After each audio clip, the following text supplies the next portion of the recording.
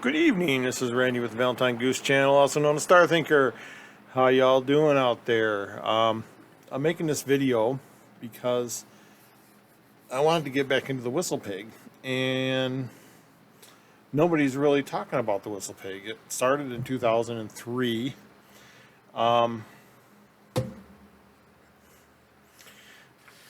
else can you say about it?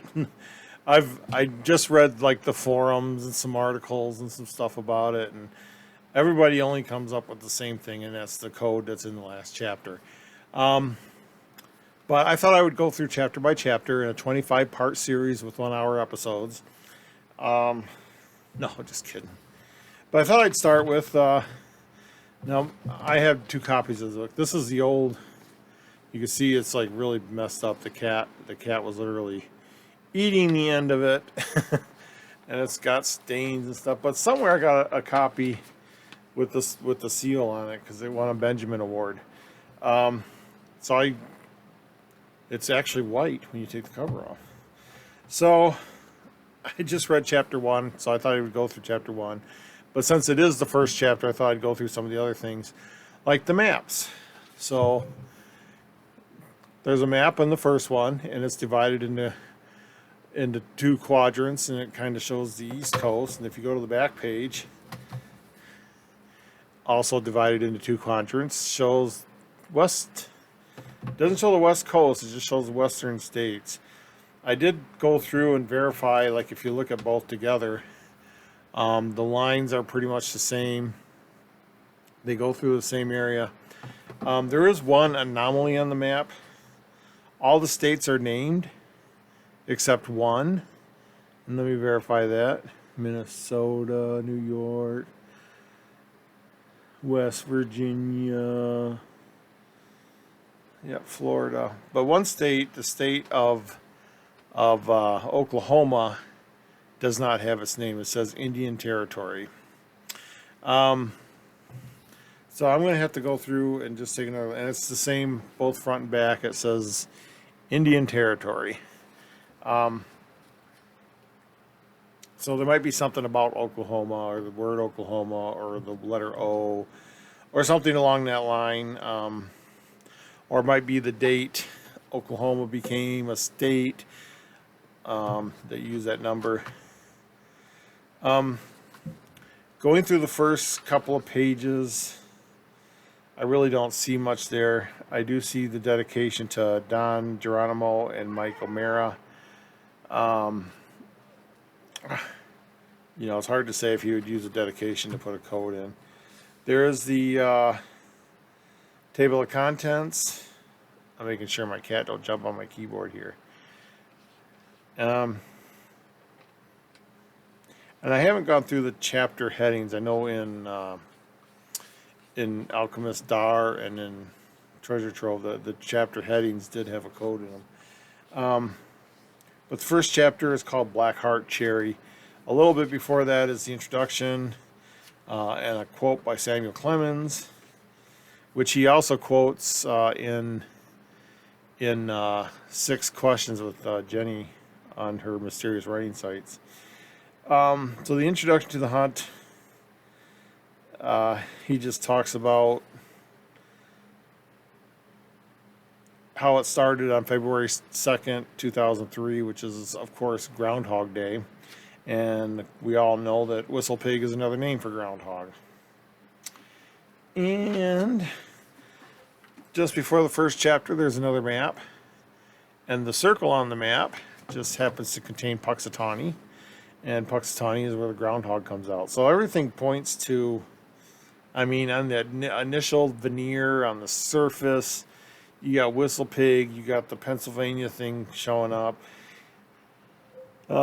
He also says look for silhouettes of whistle pigs and record where they are. So I don't think there'd be anywhere else. I know in Puxatawny there are shapes like that around town. So who knows? And then of course there's this page with blank year of the. Nothing really fits before because you have year of the pig, year of the dragon, year of this, but it could be the year of the dragon, the year of the pig, a year.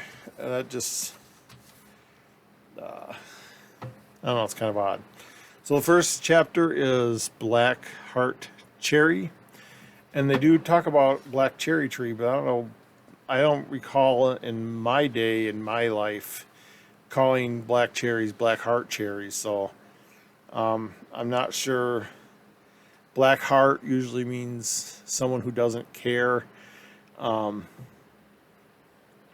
it's hard to say if that is a play on words, but maybe it's a colloquialism, just like whistle pig.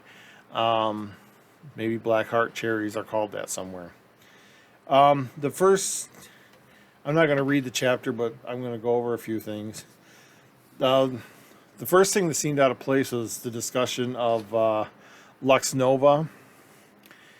He said that the forest floor reminded him of the Latin term Lux Nova, and then he went on to define it. It's the colored shadows made from the sun passing through cathedral windows. And I'd have to look up Lux Nova to see if there's any other meetings. In fact, why don't I do that live? We're going live. Live to Lux Nova. Okay. Get my keyboard. It's way up there. Lux Nova. And see if it says anything. Apparently it's the name of a song by Eric Whitaker.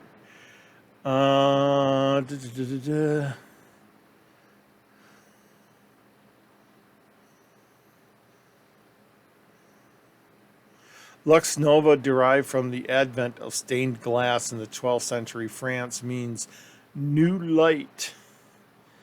Lux Nova, Lux Nova. I keep getting Eric Whitaker. Let me do something else here. Lux Nova. Oh, there's Lux Nova Art. Which is art that deals with colors. So Lux Nova means new light, basically. In the book, he defines it as the shadows made of light passing through the cathedral windows. So there's a little bit of a thing there. And he does say he's happy to be outside and not on the dark side of stained glass. So Light Nova, new light. It's also an art form. It's also a song. So yeah, there's a couple things to take in there.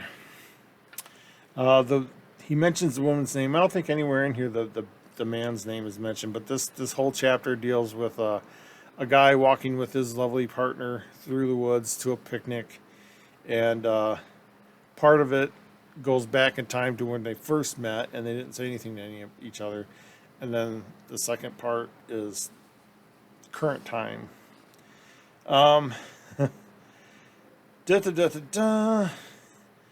He describes her like a typical man would describe a woman. They walk through pines and oaks and poplars. So, I know in Michigan you'd have all those together.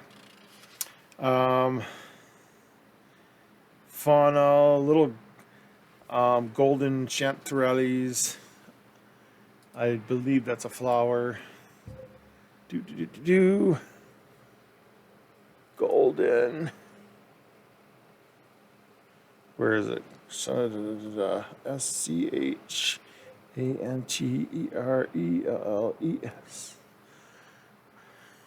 Oh yeah, the mushrooms. Yeah, so they're looking for mushrooms. Well, he's looking for mushrooms, and he doesn't really want to talk out loud because he's afraid that she's going to pick every mushroom, and he's only looking for a certain kind. Yeah, wild mushrooms. And then he talks about some of the different kind of mushrooms. Amanita.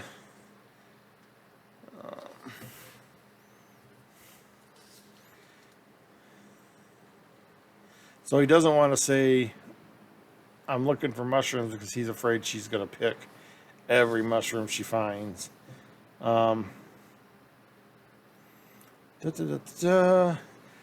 Sounds like this is close to a first date, because he's like, he was surprised that she even went with him on this. So, and then that section ends with a little key, and the key kind of splits the section between the current time, and then he goes back to when he met her, and then there's another key, and then it comes back to current time. And this is the only chapter from what I've read, and it's been years since I've actually like read the book, but it's the only chapter with little keys in it. And then he talks about 10 years before. I want to make sure I didn't miss something because anyway, how 10 years before, and just remember the number 10. Anytime you see a number and you know it's a treasure hunt, I always make note, okay, number 10, does that mean anything? And he's talking about the boys and girls at a party and what they're dressed as.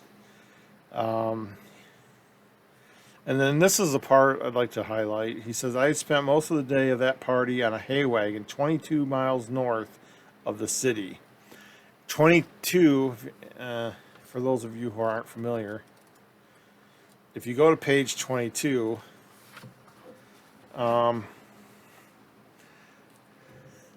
instead of the number 22, it's an X.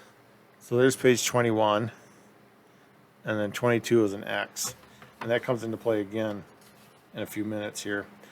But, so knowing that, and then seeing the number 22 miles, maybe we're looking for something that's 22 miles from something else. Anyway, and then he's working with a man who is twice his age. And again, anytime I see numbers or references to numbers, I make note of that. So he's working with a man twice his age. And then he's talking about how he was unloading hay wagons with this guy. And just a few hours later, he's at this fancy prep school ball type thing. And he was contrasting the farm living to the city prep school type things with people wearing suits and ties. And he does mention cerise tie. Let me look that one up too. Cerise tie. Cerise tie. Did I spell it right? Yep.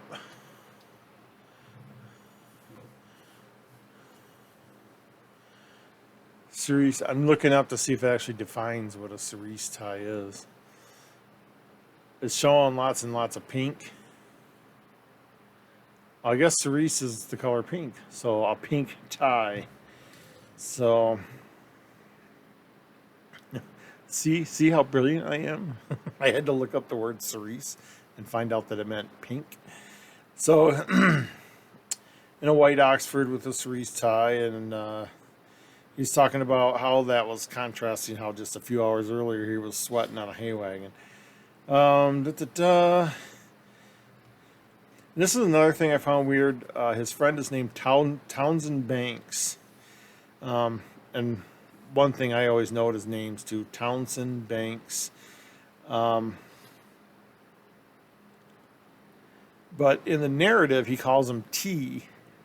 And when he's in the dialogue, he calls him Townsend, which is like backwards from what a normal writer would do. You would spell out the name in the narrative, and then in the dialogue, you know,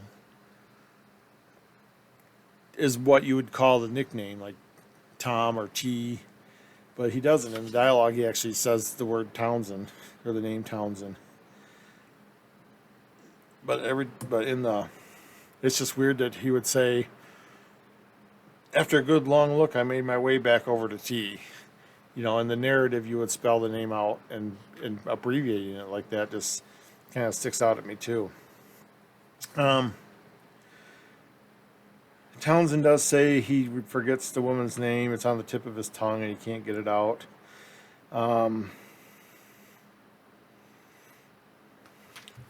He talks about how he saw this beautiful girl across the room wearing a flowered dress.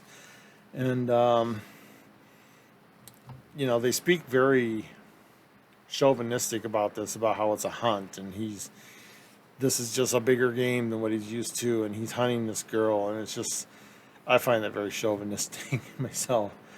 But so yeah, he's talking about, oh yeah, I'm gonna hunt this girl, and he's like, oh, you didn't get her, and he says, well, I never fired, I'd get a hunting reference.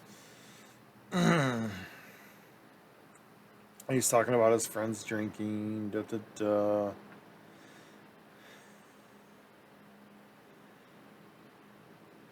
And how he went to the bathroom. And the name tag of the bathroom attendant is less. Less than what? So, again, that's another thing. It has to do with amounts. Something is less than another. I don't know. But, again, something that stands out. Da, da, da, da, da.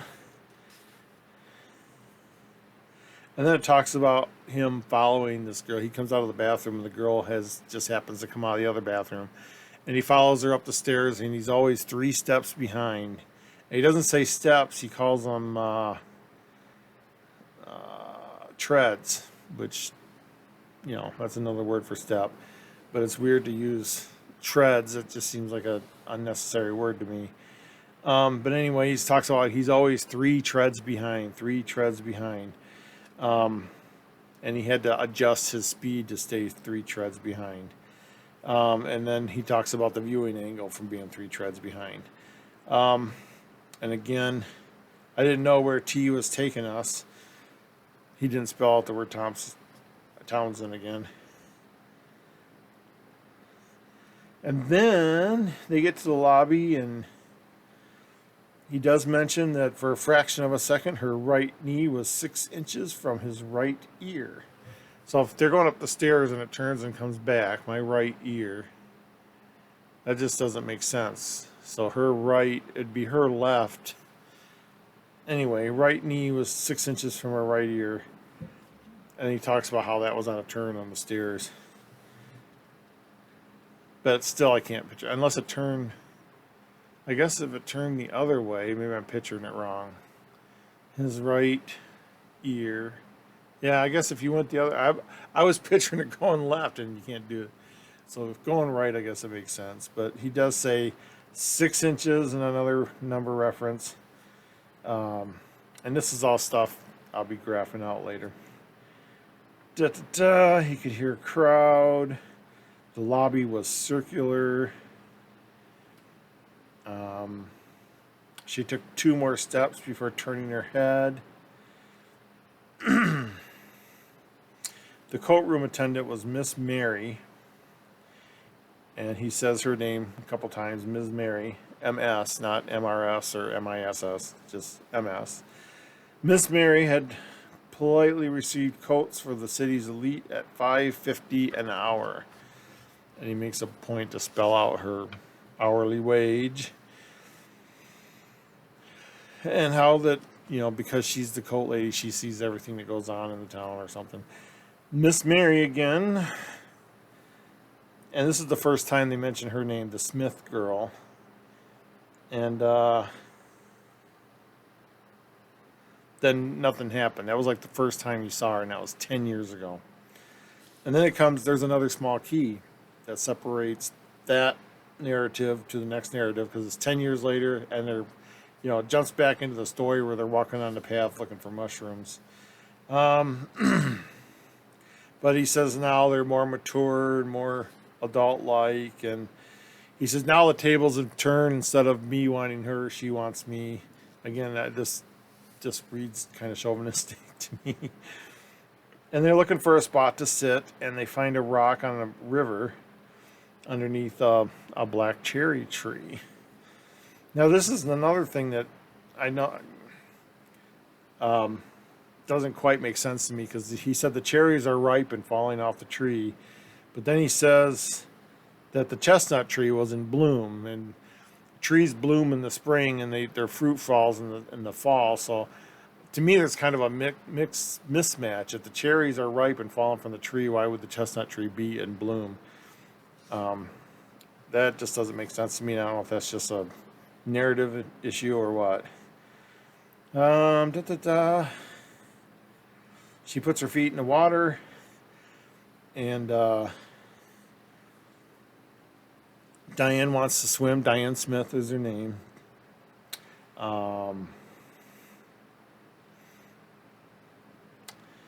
She asks if they want to swim before or after, and he says before, but are you aware that swimming in the watershed is prohibited? Now, I know, like, I've gone to places in Denver where the water supply, it has to be kept clean because that water is pumped down into the city and you drink it. So you don't want people like swimming in it and stuff like that, or animals dying in it or whatever. So he's like, do you think you can swim to the other side and back? And before he could even work out anything, she had already dived in the water. And he's like, I'm a lot better swimmer than her. He waits till she's halfway out in the lake before he dives in. And that's the end of the chapter. And there is one thing in the chapter that's worth noting. And let's see if I can get that to focus. The page 11 is missing. It actually goes from page 10 to page 12. So before this, all the even number pages are on the left side. Now the odd number pages are on the right side. After this point, all the way to the end of the book, it's opposite. All the odd number pages are on the left side, and the even number pages are on the right side. And of course, 11 is half of 22, and 22 is the page with the X on it. There was also another reference here. I missed it somewhere. Miss Mary was the coat check woman for 20 years. So he mentions 22 and 20. And then when they're going up the stairs, he does mention that there's 21 or 22 stairs. So again, you got 22, 21, 22, 20. So that, it makes you wonder, like, if there's something on those pages that's more important. 20 through 22, that's all in the second chapter, all the 20s. 28 starts at the third chapter, but you have 22, 21, 22, 20, twice his age, the Luna Nova, the cerise pink, and a few things to consider. But that's chapter 1. So those are things to kind of, those are things I might write out so that when I'm reading other chapters and something jogs my memory, like, wait, how many steps were there? 21 or 22? And maybe in another chapter he mentions 21, 22. And again, that would just like be a confirmation that there's something important about those. So anyway, that's chapter 1. And there are, how many chapters? If I can get the table of contents to come up here. There are 1, 2, 3, 4, 5, 6, 7, 8, 9, 10. There's 11 chapters, and an introduction is listed in the table of contents, but not the afterword.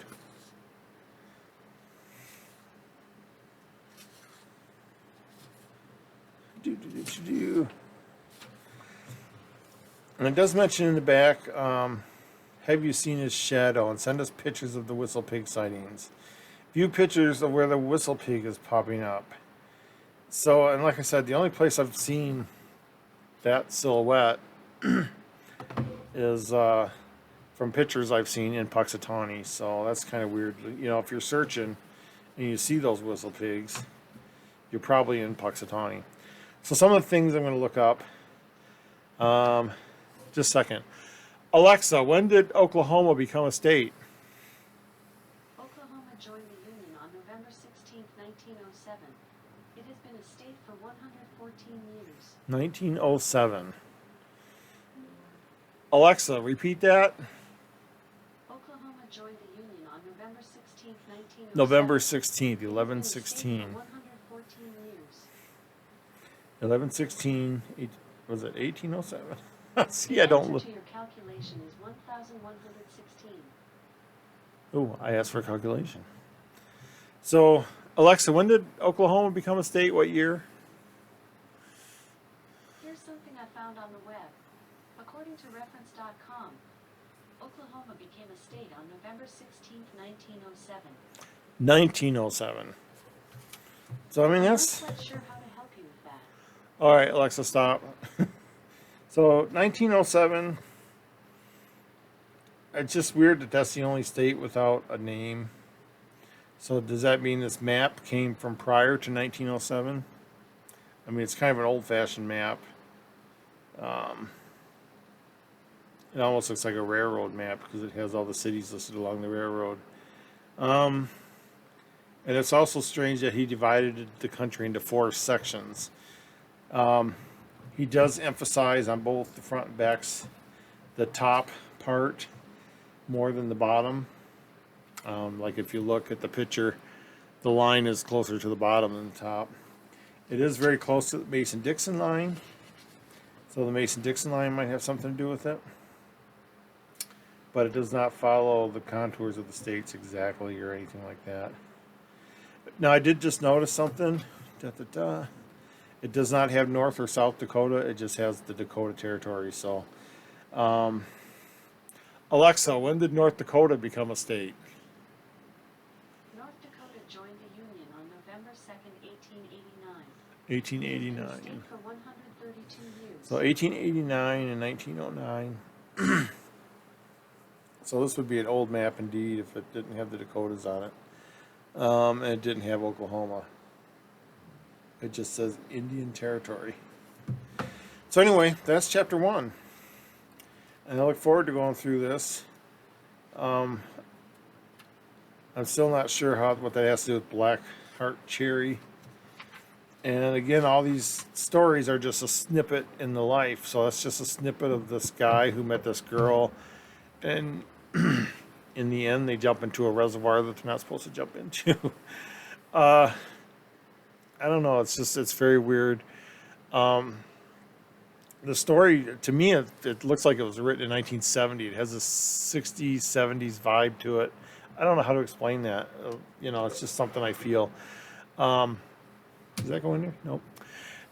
So it's just like, what is, was that intentional? Because I know, from what I remember reading this years ago, a lot of the stories had like a 60s, 70s vibe to it, even though this was published in 2003, which is closer than I thought. It seems like I got this book prior to 2003, but apparently I didn't. I just noticed I don't know if you can see the holes from the cat chewing on it. Oh, my cat is right there. And anything else? So if anyone has read chapter 1, we can make this a discussion page. Just post below anything you might have found in chapter 1. Maybe we can utilize one of the forums and start at Whistle Pig and just go through chapter by chapter, just like I just did for chapter 1, and see if we can spot anything else. The pseudonym Duck Miller, they also call him Professor Miller in the introduction, is kind of interesting. I don't see it tying in anywhere yet. But yeah, so everyone grab their copy of Whistle Pig, read the first chapter, and find anything that I might have missed.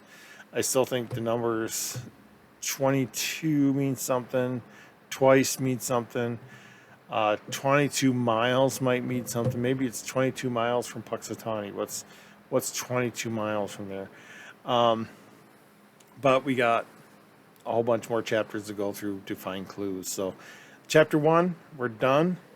I was going to say put it in the oven, but that's before it's done. Take it out of the oven. It's done. There we go.